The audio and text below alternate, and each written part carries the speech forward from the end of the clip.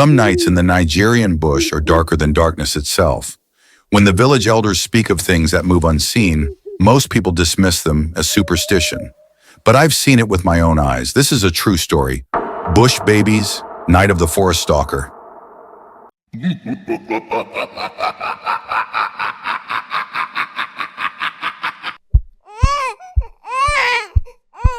It was 7:30 p.m. when I entered the forest.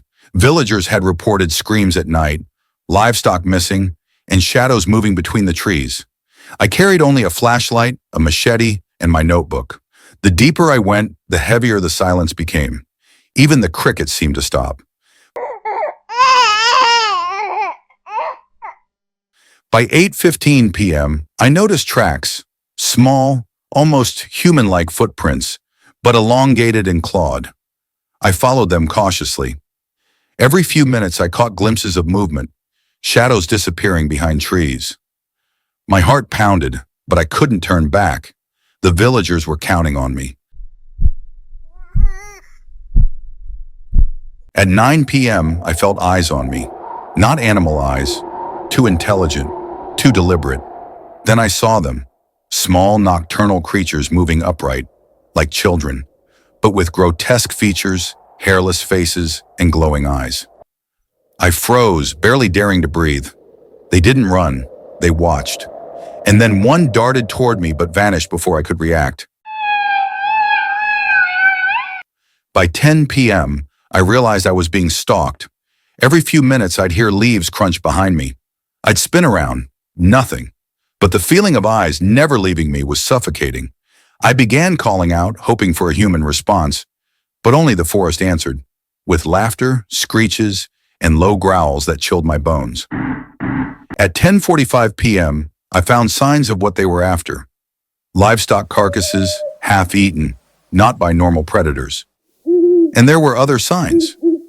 Human-like footprints next to the kills, but too small and elongated, claw marks along tree trunks, strange symbols scratched into bark.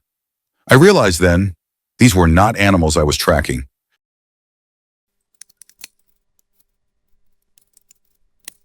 By midnight, I encountered them directly. A group of 3 emerged from the darkness. Their faces were pale, hairless, with large reflective eyes. They moved in jerky, unnatural motions, staring at me. One let out a high-pitched scream, human, yet alien. I lifted my machete, but they didn't attack. Instead, they circled me, chittering in a language I could not understand, before vanishing as if they were part of the shadows themselves.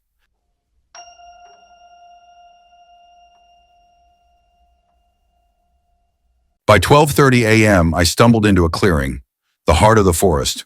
Small huts almost hidden in the shadows, bones arranged in patterns, symbols etched into the ground, and in the center, a pool of water reflecting moonlight, surrounded by footprints, human and otherwise. I realized I had wandered into their domain. I was trespassing in something much older than me, older than any human memory. By 1 a.m., I ran. Every step felt like I was being followed. Branches whipped my face, shadows lunged at me, screeches echoing in all directions. I dared not look back. The forest seemed endless, but eventually I reached the village. Safe, yet forever changed. I never entered those woods at night again.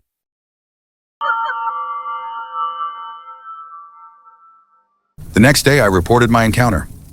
Villagers nodded knowingly. These creatures, bush babies as elders called them, had haunted the forest for generations, preying on livestock and occasionally humans who dared enter at night. I learned never to question superstition again. Some things in the Nigerian bush are very real and very hungry. The forest holds secrets. It watches, waits, and punishes those who intrude. If you ever walk alone at night in the Nigerian bush, remember this: you are not alone. Something is always watching. Subscribe to Tales from the Abyss for more true-life horrors that lurk where the light cannot reach.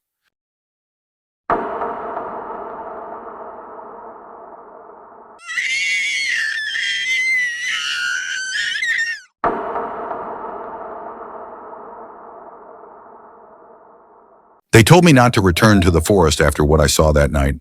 I listened, for a while, But when the disappearances didn't stop, I realized the truth. The bush babies weren't just in the forest anymore. They were coming closer. This is the second part of my story. Bush Babies 2, Shadows Beneath the Village. It started weeks later.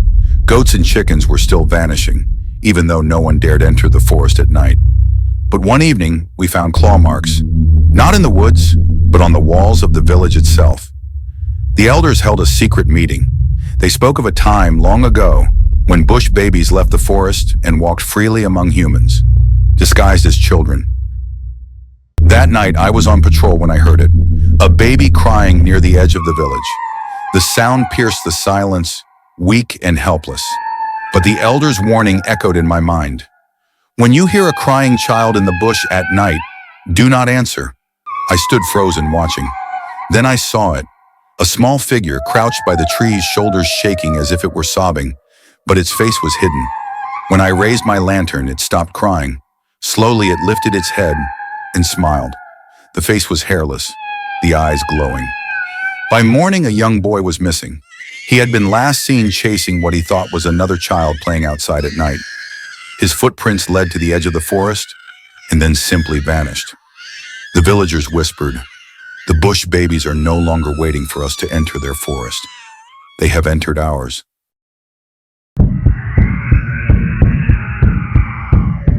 That night, while the village huddled in fear, I heard scratching above my hut. Then came laughter, high-pitched, childlike. I ran outside with my machete and lantern, sweeping the roof with light. Nothing.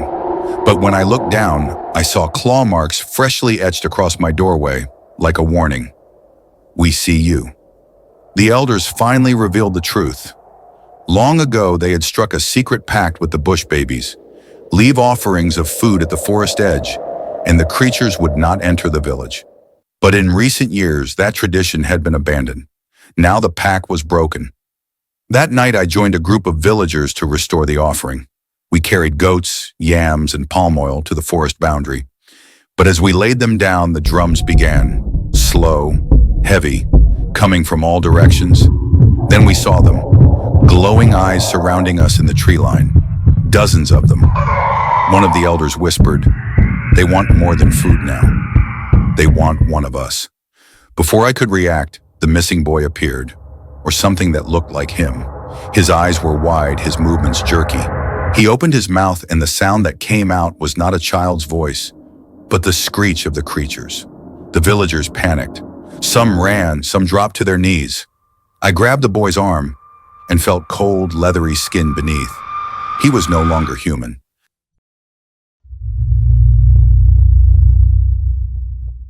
We fled, but the bush babies followed.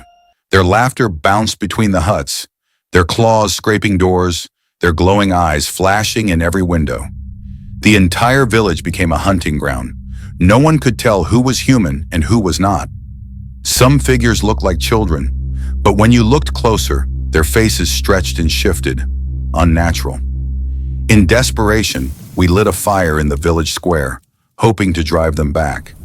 The flames roared, casting long shadows. For a moment, the creatures hesitated, swaying just beyond the firelight. But then one walked into the fire, not burning, but screaming with laughter, eyes glowing brighter. It was then we understood, fire would not save us. At last, the oldest elder stood before the fire and shouted into the night, "We will renew the pact. Leave us, and you will be fed at the forest's edge once more."